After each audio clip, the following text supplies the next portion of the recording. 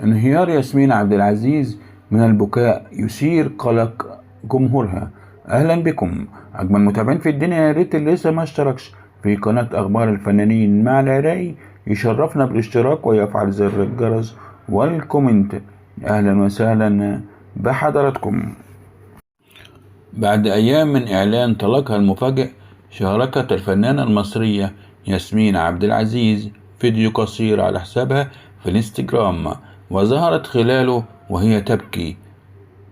حظ الفيديو بتفاعل واسع من جمهور ياسمين، حيث فسره بعضهم البعض برسالة غير مباشرة وإنها حزينة بسبب انفصالها عن العوضي. وحالة الانفصال عن الفنان أحمد العوضي مؤثرة لديها وفقا لما ورد من تعليقات على صفحتها.